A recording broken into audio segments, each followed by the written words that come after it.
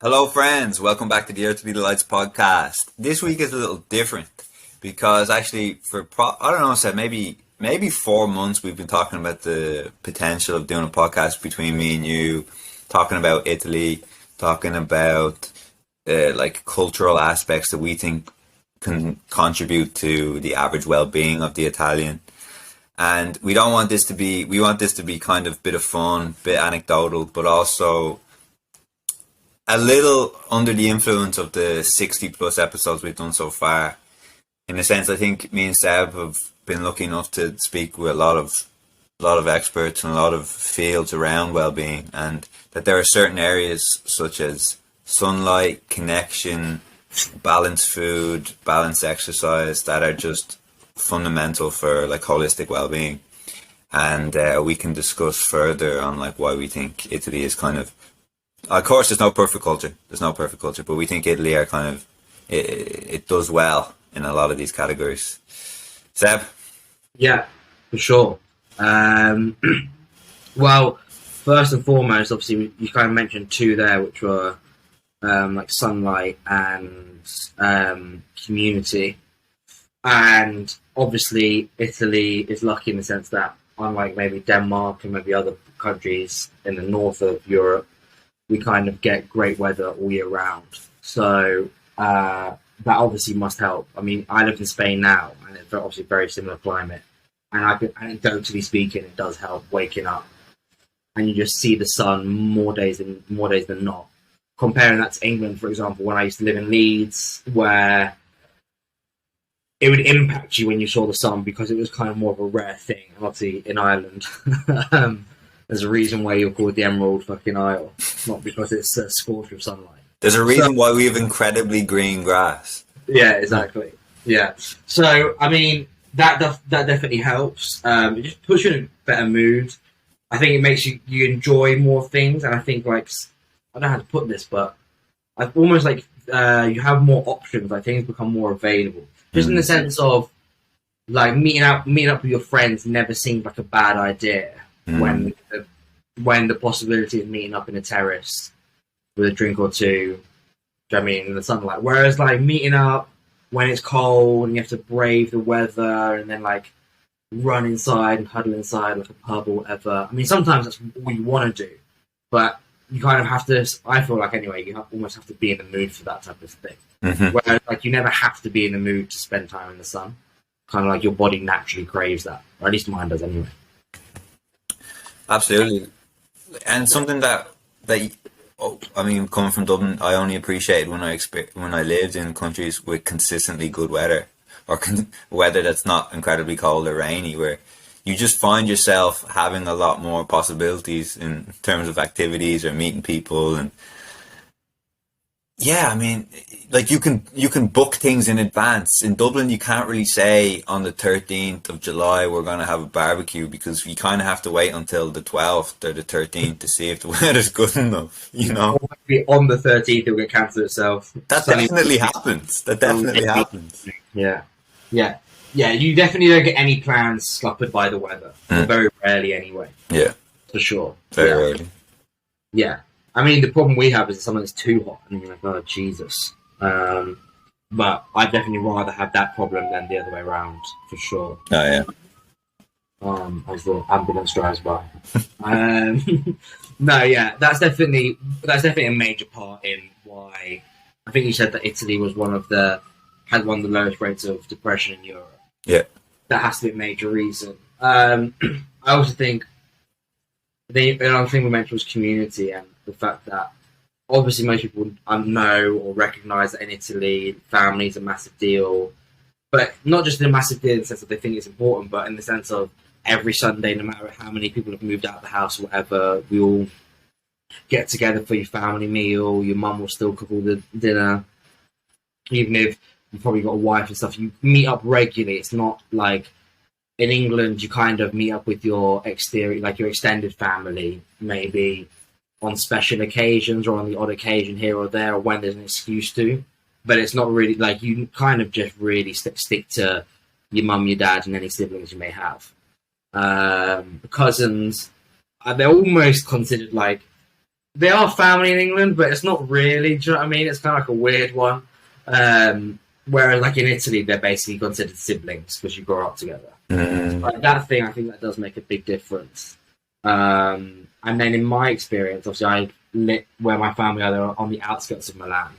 But you kind of, and maybe this is just a byproduct of living in like a block of flats, which is basically what most people do in Italy. But you get to know like your neighbours and this, that, the other, because you live literally above them, underneath them, next to them.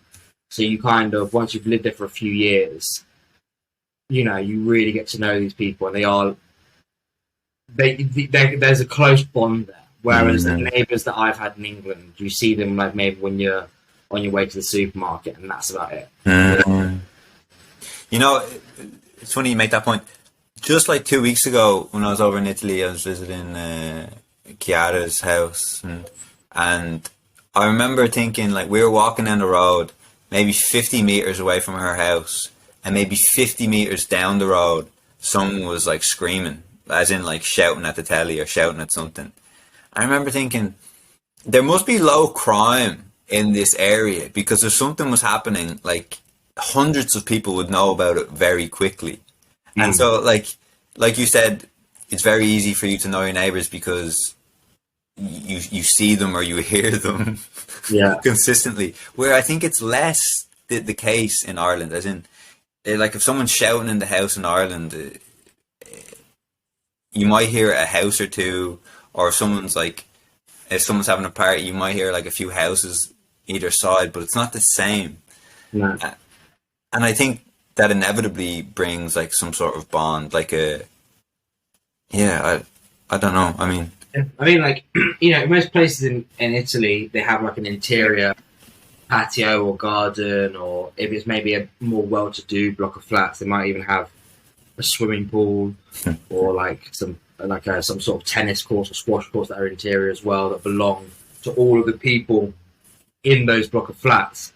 And so, like, even those things, you're like constantly sharing, right? If you're like in the summer where you maybe use the pool more, obviously you're all going down there with your kids and this, that, and the other. So, like, you have like just a natural community. Whereas, like in England and in Ireland as well, everyone kind of has their own private garden, and so like there's no need to share space because everyone has their own individual space that is very clearly delineated with a fence, and this is my property and this is your property, and the two shall not part. Do you know what I mean? And it's just like, and that's great. And listen, sometimes like I would love nothing, especially I live now in Spain. I'd love nothing more sometimes. Now I've got a dog and stuff, to have my own private garden and whatever else. Like that would be great. But then other times you see the benefits of living together. And like you said, like, yeah, I live on my floor. There's 4 other flats, and then obviously below us, you've got 4 flats as well. So, for example, when Zaz is barking his head off,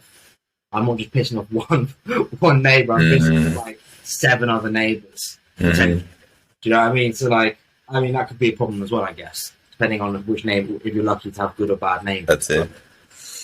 But yeah, I mean, that's just the kind of a roll of the dice, I guess. But then you kind of, at least in my experience, most people are fairly lax just because we're kind of understand that we're all in this together. So, you know, like if someone's having a party, no one's going to really take the piss because you know that like there's, like I said, 7 other people, other families or whatever, which are guaranteed. If you're going to put the music really loud, which you're going to hear it for sure, and vice versa. So you like out of respect for them, you kind of limit yourself somewhat, right? Yeah. Whereas like when it's your own house in England or wherever, you kind of feel like, well, it's my house, I'll do what I want. And it pisses off one neighbour, then it's like, it's only one neighbour, like it's not the end of the world type deal. So yeah, I don't know. One thing that just popped into my head was also, we'll talk about food in a second, but even like you said, the ritual of say Sunday's a huge day in Italy, Sunday lunch, yeah. But even that consistency, that pretty much whatever's happening in the week, you're going to be doing that on Sunday, or we'll be doing this. It's something that may sound not particularly significant, but only recently my sister was saying to me, she was like, oh, I feel like my family, she was like, oh, I feel like we're not really doing stuff. Like, I feel like we're not really bonding as a family. Like, sometimes and me and Katie would eat at a different time as my dad, or we'd all eat different times. And if that Yeah. keeps on happening, it's very easy to kind of fall out of whack. Like if you don't have set times in which you all bond together, like with the household bonds, or like you said, external family bonds, it's very easy for the connection to kind of lose its consistency, lose its strength, lose its resilience even. And just on that, before you speak, I was going to say cards. In our experience, anyway, cards, like game of cards, is huge. And I like the card aspect because, particularly now in 2021, everyone's on their phone. Everyone wants to like put on a movie or do something that's related to technology. But with the cards, it's just there's nothing, just you and cards, you know. Yeah. And then during the game, you can just shoot the shit and just say something, and it kind of provides, like, the card game, right, facilitates this weird space of conversation where you can only say certain things and bring up certain things, but it brings a level of closeness, I think, because you're spending, like, sometimes you're spending minutes of silence with people in concentration with the card game, and then when somebody wins, it's like, I saw you do that, and I was thinking about maybe you had this card and all this. But yeah, it's something. Obviously I love meditation, but like the idea of just spending time, I think spending time with people in silence is like a strangely connecting activity. Well, it can only be done with people who you have a confidence with. Surely. You can't there's nothing more awkward than sitting in silence with someone who you don't really know that well, and you're just like, oh fuck, and then you like feel the need to fill the silence. Whereas when you're like completely comfortable with someone, there isn't the need to fill the silence. Like I can't remember at what time frame it came along, but I remember like I noticed it with me and Louisa. Like we would go out for a meal, and it's not, don't get me wrong, it wasn't like we were sat at the meal the whole meal like in dead silence and talking to each other. But there would be like periods where maybe we were just enjoying the food, or we were just enjoying like the ambience or the look of the restaurant or whatever it may be, and we might go like 2-3 minutes and not like a word was spoken. And that would only happen with with me and Louisa or someone of that level where I'm like there's no need to just constantly ramble. Whereas if I was on a first date with Louisa, for example, and that happened, I'd be like, oh well, we don't really have much in common then, because we can't even fill an hour of like conversation. Do you know what I mean? So yeah, that only happens really if you have confidence for someone. And the only time in England where I could think of anything similar is really at Christmas, when like the Monopoly board gets brought out, or something along those lines. But that almost feels like slightly forced and just like a traditional thing, rather than like we all have a desperate need to play Monopoly. And then with the cards thing, I do think it's a generational thing. Like my uncles and stuff, they would go down to the local bar, and like they would meet up their mates in the bar, which would be the equivalent of the English pub, and they would play cards with their mates. People, my cousins don't do that. They don't go to like the local bar and meet up with their mates to play cards. But if they're on like a beach or something, or if they're with family, then it's a great way to pass the time, which in England doesn't happen because it's just like on the phone straight away, or let's put the telly on or something like that. So yes, it's a generational thing, but it's still a part of. I mean, there's no one our age in Italy who doesn't know how to play Briscola, or Scala 40, or like those types of games. Like you just grow up knowing those games. So yeah, and it is enjoyable, and it's a nice there's a lot of like kind of Latin cultures that have similar type games. Like I think in Latin America, dominoes is like a huge thing, which I've never really got to grips with. But like you see that like a lot of like Latin Americans, like more older, it must be said, but at least in public anyway, they seem to be like the older gentlemen, but they like seem to enjoy like a game of dominoes and stuff. And yeah, I think it's probably the phone has probably been the killer of that type of pastime.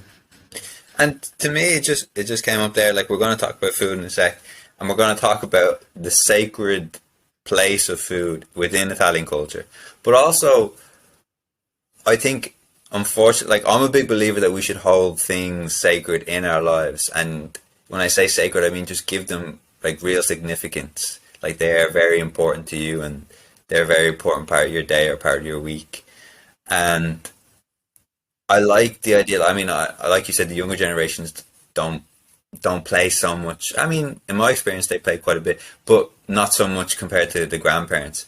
But but for it to still hold like significance within the family, as in for the grandchildren to understand that this is still important for the parents or the uncles or whatever and take part. I mean, this is the thing. It sounds so uh, like it's It's kind of like forgettable. Yeah, we just play.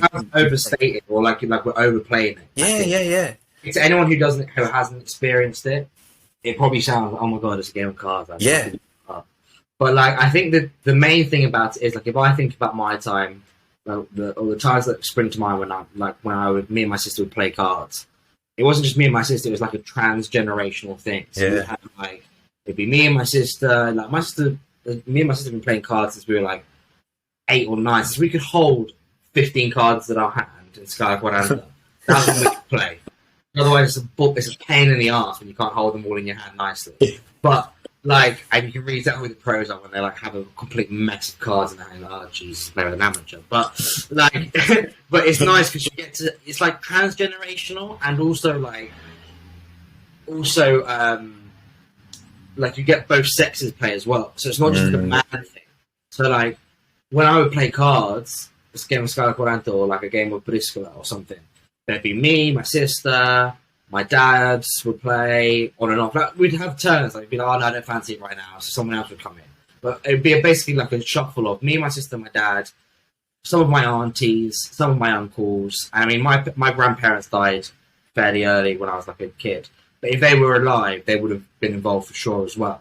Right? So then you've got like 3 generations all like partaking in this like one activity where and like no one has like ownership of it, or it's not like that's the do you know what I mean? Whereas when like families get together in England, you might have the meal together, but then eventually like the men kind of go their little way and they'll have a little whiskey, you know, and they'll be their way, and the women will be doing whatever they're doing, and then the kids kind of are just left to their own devices, and so you get that like separation.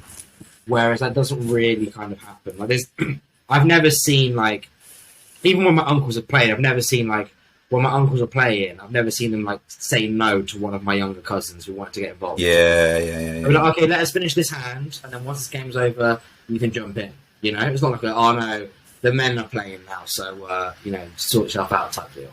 That's never been the case. That's a good point, because you wonder how many activities we have where the grandparents, the parents, and the kids or the grandkids all have like an interest in participating in something. Like you said, everyone can eat dinner together. Or I was thinking like around Christmas, everybody watches TV together. Or sometimes for a football event, everybody will watch TV together. But to actually have an active participation in something. Yeah. Because when you have an active participation in something, it kind of shows a bit more of your personality, you know, like how you play cards, like, and you learn, oh, granddad does this, or sometimes she'll do that, and yeah, it's a really rare form of connection that again we'll move on, because people are definitely gonna be like on board with the cards soon, but we'll move on. But I it was one aspect that I couldn't get away from when I spent like 2 extended periods of time in Italy. Was like, as in we've quote unquote nothing to do, let's play cards, and no one ever regretted it. It wasn't like, oh, that was a shit game of cards. Unless you get absolutely slapped. Oh, yeah, and then you want to play more. No. I think it's a great game, and I think, to be fair, I used to play cards a little bit, not with anything Italian, but with some of my friends from uni and stuff when we came out in Erasmus, and we would quite often take like when we go out for a bar or when we know we're going to go for a terrace for a drink, we would like, because we lived together, so we kind of would speak all day anyway. So like there wasn't like, oh, we're going to go to this pub and now we have to talk again, because we've been speaking like this whole week. Yeah. So we would take cards and there was all sorts of games that we would play. But they were the only group of friends that I had that. Leah and Seb, shout out if you're listening. But they're the only group of friends that I had that play cards regularly that weren't Italian, basically. So yeah, definitely something to get into if you don't do it kind of regularly. It's just a nice thing to just carry around with you and just always be ready for when the Even moment strikes. this is it. Even just to consider, like, oh wait, maybe there isn't something, because that's what I'm thinking now currently. To kind of find something that me and my dad and sister all have, like something where we're pretty interested in, and then we can do that regularly. Because yeah, like you said, there's only so much you can do with talking, and you can always do a lot with talking. But sometimes it's just like to create something with each other, all right, we dedicate this time, we'll do this with each other, and over time it will become a thing, and we'll learn more about each other, and we'll grow fondness for the game, and Yeah. yeah, No, it's great. And I'm not gonna lie, I'm pretty lucky with cards. So I was always there or thereabouts. So I was never going to turn it down because I'd always fancy myself. And I was always the annoying little prick who would like try and wind people up while I was playing. Because I always part of it though, isn't it? Like, yeah, but I'd always back myself. I was like, oh look, he's coming. Like we with my friends, we play a game called Shit Face, and the last part of it, which is where you win or lose, is purely down to luck. Like not to explain the whole game, but you basically have to like pick up 3 different cards that are like blind, so you don't know what they are, and like whatever. Anyway, so it's complete luck. There is no skill involved whatsoever, and I swear to God, like 8 times out of 10, I'd pick the cards in the right order and win. And like, even I was like, you are, as the Italians would say, che culo. I do love a game of cards. I don't play enough actually, so I've got the cards with me, but I don't really. Louisa's not really a massive fan, so I'll have to try and convert her slowly. slowly. Yeah. Right, I guess we should move on to the Chibo.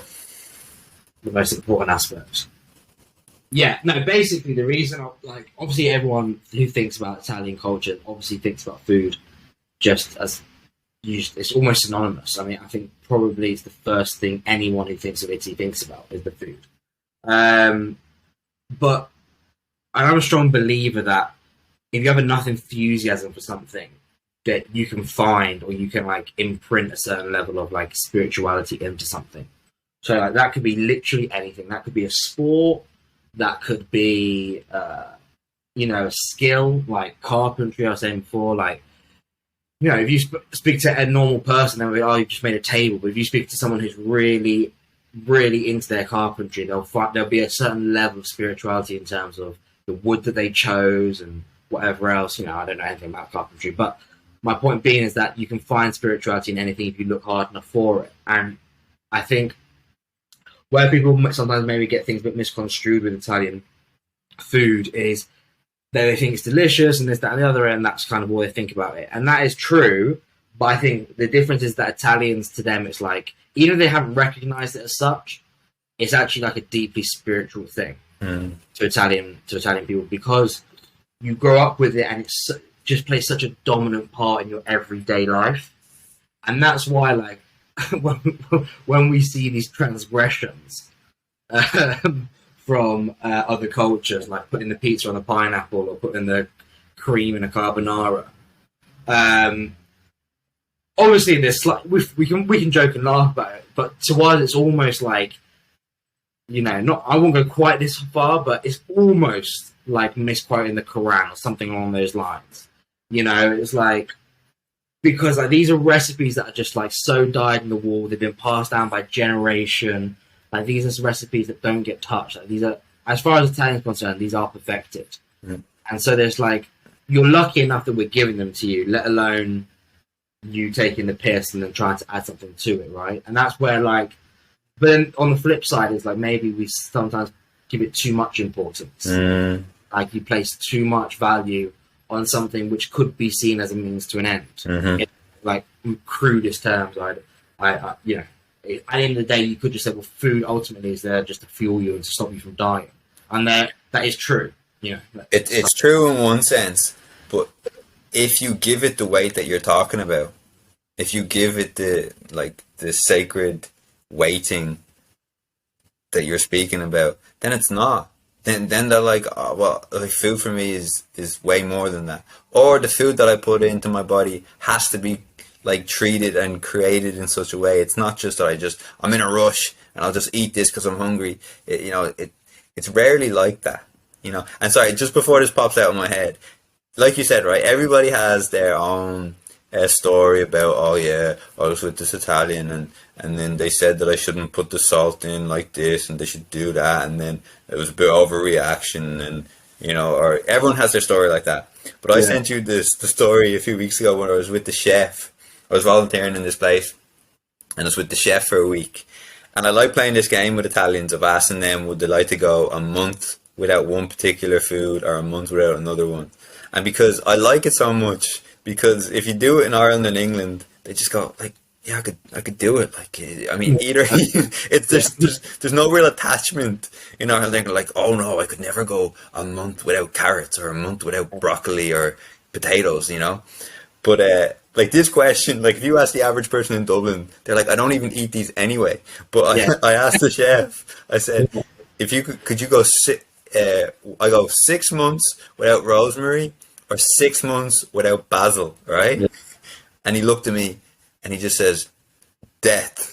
And like you said, like you can overreact that and you think, oh yeah, he's joking, obviously he would rather survive than that, but like he really does hold the ingredients in such a high regard. And like you said, the prep is so important. People are thinking about what they're going to cook tomorrow, what they're going to cook for lunch. Oh, they don't have that ingredient, so they can't do that.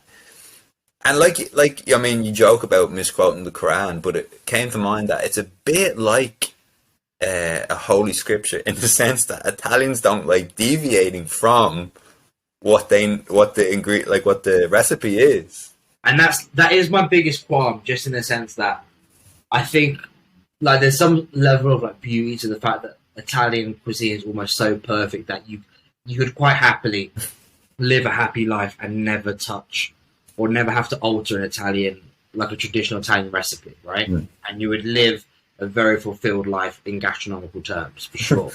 But then, I also feel like it's kind of paradoxical, just in the sense of all Italians are such lovers of food that I feel like, but then they limit themselves in the sense of, yeah, but that's Nonna's recipe, you can't touch Nonna's recipe. It's like, no, but we can still have Nonna's recipe.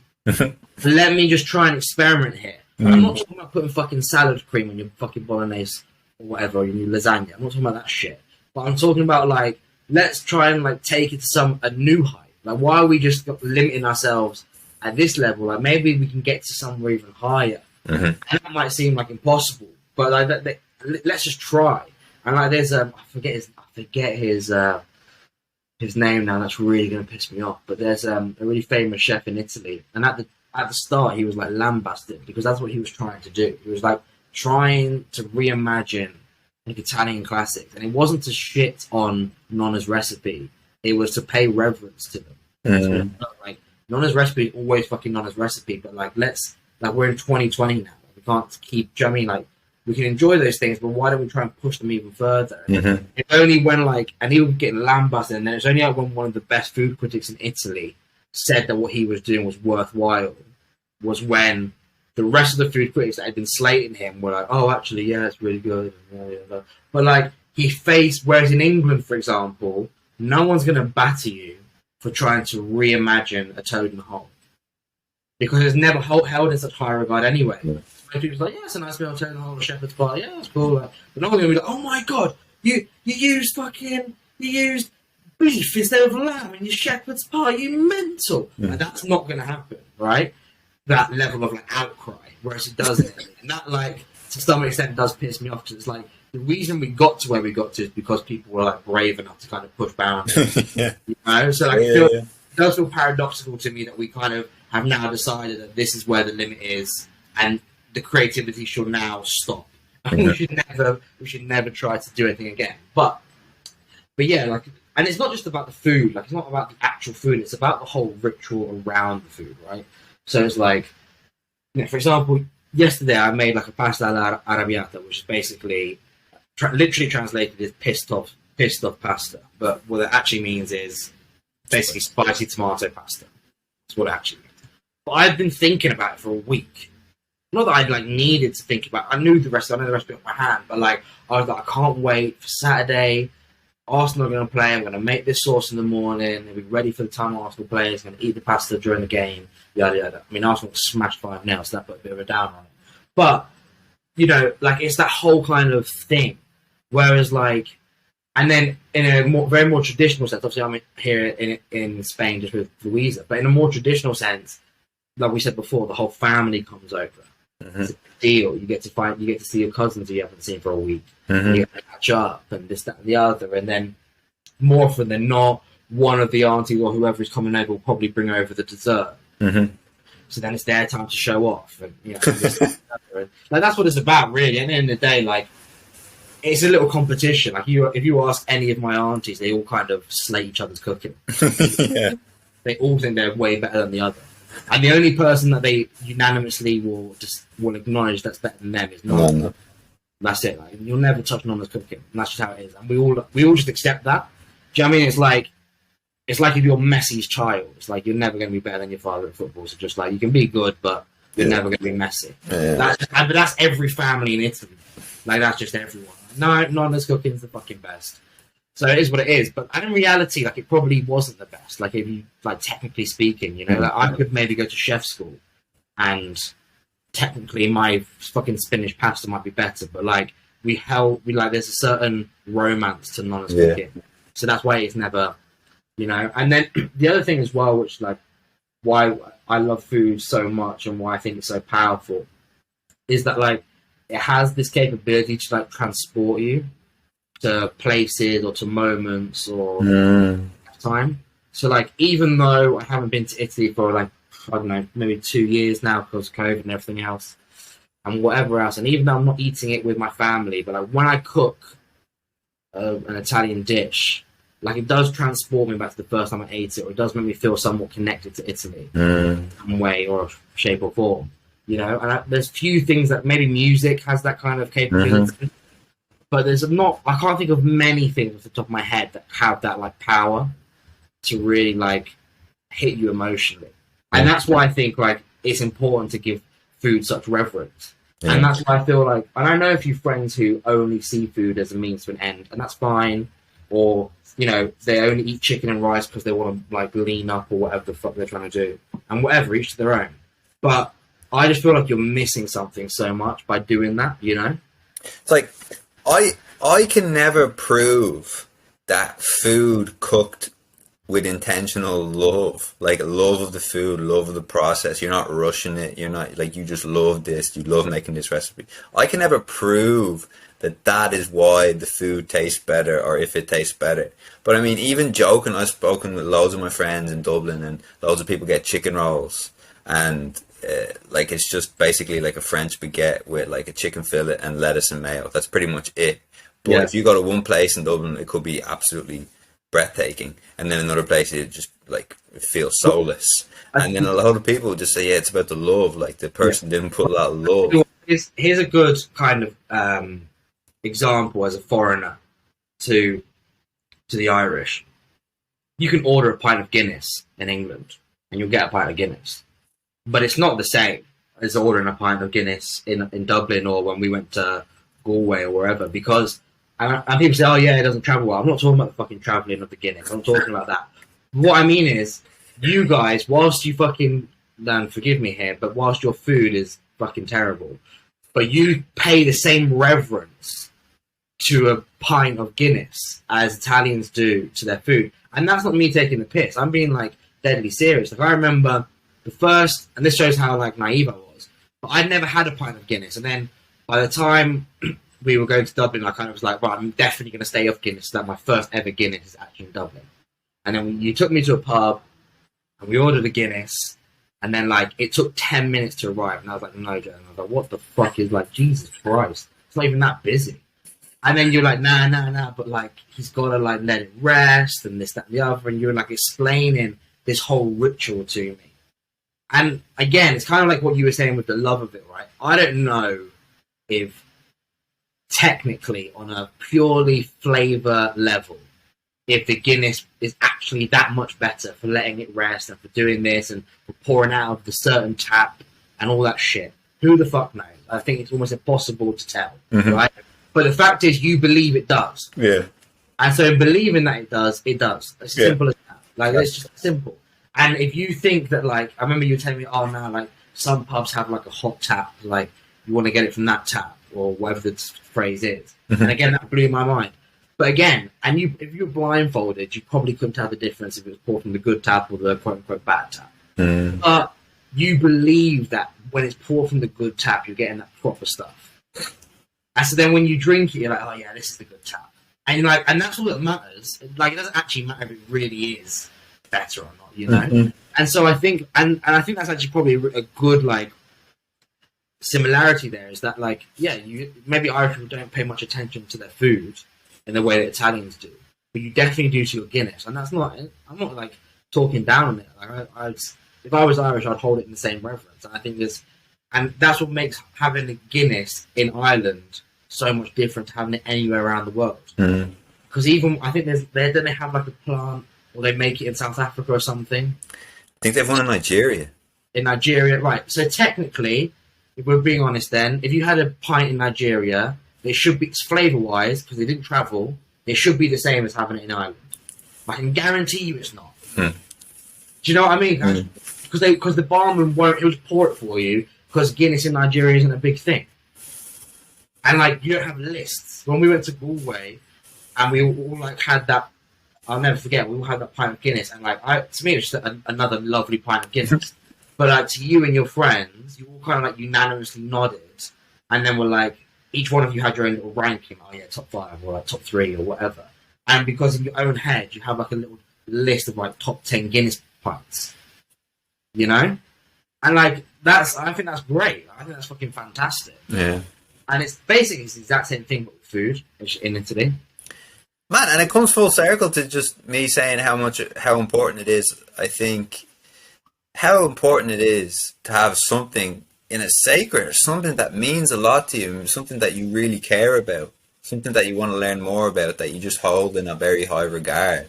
Yeah, because it's never actually, like, when you break it down, it's never actually about that thing. Yeah, it's not. Like, you know, people who love football, and they go to Old Trafford every week, they don't love, like, yeah, they love football, but, like, the reason they hold it in such high regard isn't seeing Paul Pogba pass it to Bruno Fernandes. That's not what makes them. It's the whole ritual. Yeah, the whole. Waking up in the morning, getting your son ready, getting him his little jersey, getting on the train with all the fans, going up to Old Trafford. You're there, you feel the buzz, you score the goal, you go mental. It's that whole shit. That's why you love football. And the same with Guinness. Like, it's not really, when you break it down, it's not really about the Guinness. It's about going to the favourite pub, that pub you've always gone to, seeing the publican who you always see, meeting your same friends, having those chats in that same little booth that you always have as your booth. You know, if you took that exact pint of Guinness and I brought it to your room and you're alone, and there you go, here's that pint from the exact same pub, from the same tap, drink it. It's not the same. No. Right? And that's what's like, yeah, that's what it is. It's never really actually about the thing. It's more about what surrounds that thing. You know? It's about how you hold that thing. Yeah. You know? Even like when I was in Italy a few weeks ago, my friend was telling me that I don't cut properly, you know? As if to say, like, the way I cut needs to improve. Like, to me, to the average Irish person, you cut it and then you put it in and then you cook it. Like, what do you mean? How do I not cut it properly? And it's that thing. It's like you said, it's not about the end product really. It's about all the process, like the weight that you put into everything. Because, like, if you hold the cutting sacred, and how much oil you put in, and at what weight you put in, and the time you let the sauce cook, all these things, all of a sudden it just feels special. You're building it up to feel special. Yeah, I mean, unless you're an awful cook, it will invariably taste better. Like, it just will. And it might just be a thing of, like you said, that some sort of emotional attachment that makes it taste better, rather than it, like, scientifically tasting better, right? But yeah, for sure. And I feel like cultures that hold food in high regard, because it's not. Let's be fair. Like, it's not like Italy's the only one. There are many that do, and they really enjoy it, and not just enjoy cooking, but eating out. Like, they really worship, but they hold chefs as, like, do you know what I mean, beacons of society. Like, I don't know. There's just, I don't know. I have an affinity towards those cultures. Yeah. And then cultures where like they don't really see food, or like, they're just like, yeah, like we're hungry, let's just go Greg's, or let's just smash in a meal deal or whatever. Like it's just a means to an end type deal. Yeah. That just bums me out because I'm just like, oh, like I get it. Like you can't always have the best meal. Sometimes you're on a train and you're hungry. You just need to like you just need to get something in, and that's fine. But like you were saying, like you know, with your family, like how sometimes you're all eating at separate times. Yeah. And this, that, and the other. It's like that just bums me out. It's just like, oh, it's like you're not enjoying what could be enjoyed there. Like you can all have the same meal, and then you can talk about that meal. Like, oh, that's a real nice stew that you made there, Katie, or whatever. Yeah. And then it goes on from there. Then like you talk about whatever else comes with it, right? Whereas like you kind of like deny yourself that privilege when you're, when you don't pay it the attention that at least I think it deserves. Totally. But then that's just a personal choice, right? And then someone else doesn't pay food that attention, but they pay something that I don't pay any attention to way more. Yeah. It's like, you know, each their own type thing. Totally. But yeah, it's definitely a key to Italian culture. It's the thing I love most about Italian culture. And probably the thing I'm most proud about, I'd say, in terms of Italian culture. For sure. I mean, and it would be remiss not to just to highlight the fact that I think we've had 4 guests, if I'm correct, in highlighting the significance of the Mediterranean diet in terms of its diversity, the richness of like fruits and vegetables, nuts, seeds, small amount of meat, oils. That's another thing. Oils are like olive oil is sacred in Italy. Like, oh yeah, but like, we don't like what do you always like. I find funny is when you see like even people like Gordon Ramsay do it. So I mean, I'm not trying to go at like home chefs here, but like you see these fucking chefs and they'll do like an Italian recipe and then, oh yeah, put a bit of butter in it. I'm like, bro, no one uses butter ever in Italy. Like, it doesn't exist. Like, go somewhere and find butter. Like no one uses butter.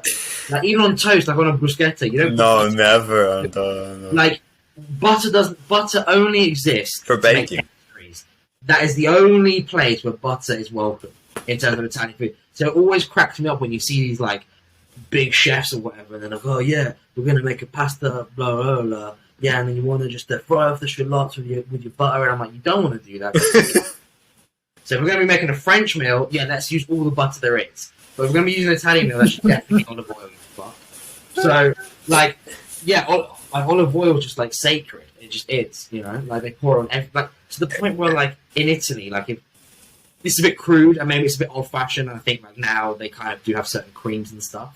But, like, back in the day, like, if you're a little bit sunburnt, and then, you know, like, your skin goes... yeah. Smash on a bit of olive oil. Like...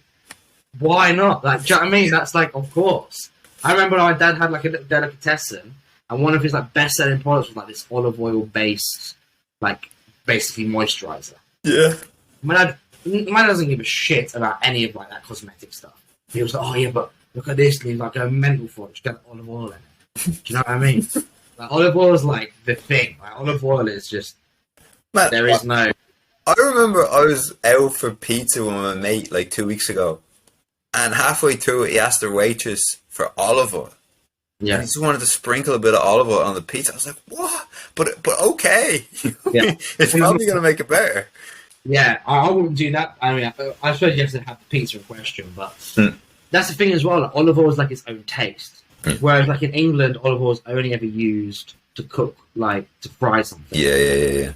You know? Like no one like seeks the taste of olive oil in something. No. Do you know what I'm trying to say? Yeah. So yeah, it's a weird one. But like these are just like, again, it's products that like in the UK at least, they just paid no attention to whatsoever. Mm-hmm. And it's like salt, seasoning. Yeah. Everything has to have a bit of salt in it. Yeah. People are like, oh, but salt's unhealthy. Like, yeah, if you like have a load of salt, of course it is. But without salt, you don't get the flavour of whatever it is that you're eating. Like, that's just facts. Salt is the key to flavour, but people don't recognise that, and then they wonder why like their food is bland. It's like there's no season in it. No, well, there you go. Like, have you ever been to an Italian restaurant and see salt on the table? I've never seen that. Never in my life have I ever been to an Italian restaurant, like in Italy, and seen salt. But it's a big insult if you were to ask for salt. Then I wouldn't. I've just even if I thought it lacked salt. Respect, I'd be like, nah, because that's just like what you're basically saying is this food is shit. Like, if you're asking for salt, yeah, you're basically saying you fucked up. Yeah. So now I've got to fucking fix this. Mm-hmm. That's what you're saying. Mm-hmm. So I out of respect, I would. I just eat it and then I wouldn't eat there again. But like in England, you regularly see salt on the table. Yeah. Which is a madness to me because that's like the chef pre-admitting. Like he's only gone and fucked it. Yeah, it's like, here you go. Like here's a plate of meat, and I think I fucked it, but here's some salt. Yeah, but I'm giving you the savior, which is some salt here. That'd be like the equivalent, like going to a concert, and they give you an MP3 player of like another artist's songs. So it's like, look, if you don't like my music, it's fair enough. We've given you Kanye. You can listen to that instead. But that's like, what the fuck's happening? Have some confidence in yourself. So, yeah, listen. Yeah, I don't know. That's why I'm fat. The other thing that we have to talk about, and that we certainly take for granted in Ireland, is like, I think Italians have a closer relationship to food because you can almost grow everything in Italy. So they're very lucky in that regard. But they have like a cool understanding of food in season. They're always just eating fruits that are in season and vegetables are in season. And I just didn't really have that level of consciousness. Like, I was thinking the only way that I know that the season for pumpkin is like October, November, December is because of Halloween. That's the only reason. Yeah. And I don't think I'm alone in thinking that. But I guarantee you, if you ask a 7-year-old Italian, he knows that in the wintertime he's having pasta con zucca. Yeah, and pasta and beans, like that for sure. Yeah, like, it just is what it is. Like, but it's just, and it's weird. It's almost weird that we don't have that. Like, it feels like stupid, right? It feels like how the hell have we got to a stage in life? But it also makes sense. In like when you, even if you don't know it, right? You can't tell me that a strawberry in December tastes the same as a strawberry in June. No. They just don't. No. I mean, they might look like two strawberries, but when you eat them, they're quite clearly very different things. Mm-hmm. And like in the north of Spain, not so much in the south of Spain or the rest of Spain, but in the north where it's like very gastronomically orientated, that's where you have the most Michelin-star restaurants and stuff. Like, I was talking to one of my friends, she's from there, she was saying, oh yeah, we don't even eat certain fish. Like, there's that certain fish that like, if it's not made till like June, we don't eat that shit. Like, and then, like, she was telling me, because like, she's basically my best mate's girlfriend, and basically she was saying that, so my best mate, who's from Madrid, right? Yeah. So they're out for like his mum's or his dad's birthday, and they ordered a certain fish, but it was like February. And they like, and his girlfriend, she's from the north, was like, oh, I fucking never ordered that shit in February. He's like my in-laws. It's their birthday. They can order whatever the fuck fish they want. And it was at like a good restaurant. Don't get me wrong, it wasn't like some shit restaurant. And anyway, they were all like, oh yeah, this fish is like fucking amazing. Like, it's so good. Oh my god. Da, da, da. And like basically, Ichazo, that's her name. She was like, yeah, fuck that. She was like, in Bilbao, you're never ordering that fish until May earliest. Mm-hmm. And you've got 2 months to order it. And then after that, you don't order it again. So mm-hmm. she was like, I can't believe anyone would ever order such a fish that wasn't May to June. And it's like, again, it's an appreciation of like, and just the recognizing that like, that there's the best. Like, they only accept the best, you know? Yeah. And anything below that's like, why are we wasting our time here? Yeah. Whereas in England, in the UK, and maybe in Ireland, like, where you just accept, like, mediocre food is just the standard, and the best is seen as like something for an occasion. Mm. Do you know what I mean? Mm-hmm. Like, and so that's kind of sad. It's like, well, you don't have to go to a top class restaurant to eat the best food. Mm-hmm. You can just, like you said, learn what's in season. Mm-hmm. Like, learn what vegetables, you know, and yeah, like obviously in Spain and Italy we grow like more because of the sun, and the fruit is definitely nicer. But I mean, you could definitely find stuff that's like UK based that grows better in certain seasons than it does in Italy, like, because there's more rain and stuff. So you get like the potatoes, for example, are so much better in like England and UK and those types of countries than they are in Italy. And it sounds stupid, but like you can make some unreal meals from potatoes. Yeah. But again, it's just having that awareness, you know, that like. That's the connection. Like, they're just closer. They're just a closer understanding of Yeah, food, of the food. yeah. Like, and most, or at least in my experience, anyway, most uncles in Italy or like granddads or whatever, that kind of like 50 plus age group have their little allotments.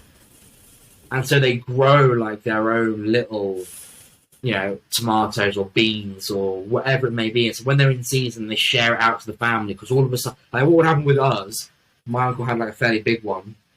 For like a month, we'd just be eating whatever was in season. Mm. So for a month, the whole family, like extended and otherwise, neighbours, everyone, are just eating zucchini because he's just growing zucchini like it's going out of the zoo. But it's in season, so I've got to eat the zucchini. So then what happens is your auntie is then coming up, not that she's making them, but she's just all of these recipes. Like you wouldn't, you couldn't believe how many recipes have zucchini in them. But she would bring them all out because it's like we need to use zucchini, but God forbid we eat the same thing twice. Mm. Do you know what I mean? Mm. So you kind of like it forces you to like to be that experimental, I guess. But yeah, it's that connection of being like okay, and looking forward, and you have to plan as well. Like if you're gonna have zucchini and whenever, you have to plan it like 6 months beforehand. Or I mean, I'm not thinking of allotments. I don't know how long it takes to plant, but. So it's that connection of like, and that ritual of food. Yeah. Because it's something that you put in the ground and then 6 months, like you put in the ground in December, being like, I can't wait for the shit to come through in June, for example. And when it comes through in June, like, fuck, I've been thinking for 6 months about these things. Yeah. And now I can eat all of these recipes that we've been thinking about, talking about for 6 months. Whereas if you go to Sainsbury's or wherever and you wanted like a tomato salad, and you just go and buy tomatoes. It's like, oh, you thought about it that morning and you bought it and then you ate it that evening. It's kind of like, okay, yeah, right. Whatever. It's just, I don't know. It's just a different way of looking at stuff, No, totally. It's a different outlook on life, and I think a lot of Asian cultures kind of share that outlook as well. And yeah, I don't know how much that helps them with their kind of spirituality and well, it's funny you bring up Asian cultures. Before we finish, I just wanted to say if anyone's interested in watching a beautiful movie about holding food in significance, I saw this Japanese movie called Sweet Bean, which is basically about this woman who's unbelievable at making this like Japanese pastry dish, but she has leprosy, and so she's outcasted from society. But the way she makes this bean, it's like a bean pastry, it's like a sweet bean pastry thing. Right. The way she makes it is like the only word that comes to mind is like holy. As in, she's teaching this guy because this guy, he's running a shop, but nobody likes his particular pastry, and she's showing him how to cook this beautiful thing correctly. And there's this scene, right, where he's cooking the beans, okay, Mm-hmm. and they're just sitting down and cooking the beans, and then she says something, and he goes, "Sorry, what'd you say?" She goes, "I'm not talking." And like that's next level stuff. It's like you have a relationship with the beans, and you when you eventually get the final product, it's beautiful. Anyway, the movie's called Sweet Bean. I'd highly recommend it to anyone. It's a bit emotional, but it really encapsulates what we were talking about for the last 20 minutes. Just to give you, for anyone who's like maybe interested in food or maybe thought of like never kind of seen it spiritual or something, I gave you a recommendation. I don't know if you watched it, but Chef's Table. I mean, just watch the whole of Chef's Table because for me it's just amazing. It's a series on Netflix, but there's one episode in particular called it basically Chef's Table. What they do is each episode profiles like a certain chef, and it kind of just is the story of that chef through their food. So it's really great. I think it's just one of the best shows ever. But anyway, there's a specific episode with a monk from Korea. Korea? Yeah, I believe Korea. I believe South Korea. Called Zhong Kwan. That's about her name. How you say her name? Anyway, and she doesn't even class herself as a chef. She's just a full-on monk. She's just a Buddhist monk. So, but she just cooks in this monastery. So, but it is unreal because, like, again, like the way that she talks about food and with like I mean, you probably know more than me, but like in Buddhism, or at least in that monastery, they aren't allowed to have onions and garlic and stuff. because of like Onion, yeah. onion, garlic, and mushrooms. It's called sapphic diet. Yeah, and there's some reason like it's basically something Stimulates the about like mind. it. Yeah, it stimulates Yeah. the mind too much, basically. Yeah, that's like the thinking. Which, if you said to any chef throughout the world, whatever cuisine, you cannot cook with mushrooms, onion, or garlic. You're like, well, what the fuck are we doing here? Like, what is now? What's the point anymore, right? And yet, this woman who's not like she's not trained. She just went to this monastery when she was 15 years old. But it's like culturally, like she, like from her mother and whatever else, she cooks like the best food ever, like this kimchi and all this type of stuff. And she just talks about the connection of food, and like she says, she's had like seminars in the West and TED talks and that stuff, trying to like give her Buddhist philosophy on food. And it's like Jim, you would 100% love it, and I think anyone would, but yeah, like. Even though I hold foods in a fairly high regard, like when I watched that, I was like, "Oh, this is like another level of like reverence." We should get her on the pod, man. Yeah, I mean, if we could, she's a big deal. Yeah, We're a big deal. She is like next level. Yeah, a monk in Korea. Yeah, that's it. Yeah, she's so sweet as well. Like I just want to like hug her. When you watch that episode, you're just like, oh my god. And she was talking to like this American journalist, and she's trying to explain like whatever. Anyway, they're like going through the monastery, and obviously you've got like it's that typical kind of Asian monastery you can think of, like the flowing water, there's all the lovely trees and all this stuff. And like this American is like asking her stuff like, so what about this? And why'd you do this? And yada yada yada. And she just like she tells him to like she can't speak loads of English. She's like shh. Listen, and then like he just listened, and then she goes, That's quality.